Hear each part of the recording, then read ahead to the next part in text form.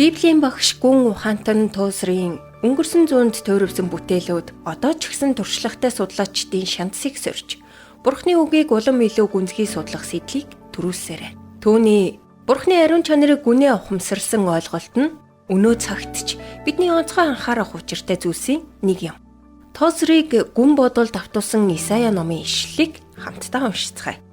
Ариун химээх нэртэй мөнх амьдрагч өндөр дүргэмжлөгдсөн нэгэн ийн айлдав. Сүнсэндээ дарууг нь сэргээхийн тулд, зүрхнээсээ гимжсэнийг нь сэргээхийн тулд, сүнсэндээ даруутай нь гимжсэн нэгэнтэй нь би өндөрт, ариун газарт оршдог. Исая 57:15. Тэрээр үргэлжлүүлэн ийхүү бичжээ. Бурхан надад би чиний бодолд оршдог. Бодол чинь миний орших ариун сүм хэмээн хэлсэн.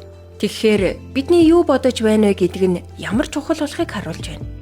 Бидний амьдрал бидний бодлын тусгал юм.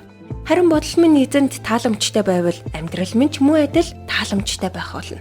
Тоозор бидний бодлыг сүмийн хонхтой зүүрлэн хэлэхдээ хэрв та бодлоо ариун байлгавал тэрхүү хонхны дуугаралт тэнгэрт ариун байдлын аялгаугаар цуурайтна гэсэн.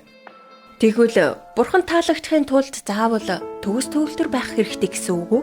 Мэдээж үгүй. Исая иш үзүүлэгчийн гэрчлэлээр Бурхан үнэхээр өндөр, ариун газарт оршдогч, зүрхээрээ гимжсэн даруй нэгэнтэй хамт ч бас оршдог гэсэн. Хүн бодхоо зогсоож чадахгүй. Гэхдээ бодолдоо Бурханыг хүндэтгэх орон зайг гаргаж чадна. Игэл даруй зүрх сэтгэлээр түүнд бүх талаар найцсан хандлага нь биднийг өдөр тутмын игэл цаг мөч бүрд Бурхантай хамт алхахад хүргэдэг юм.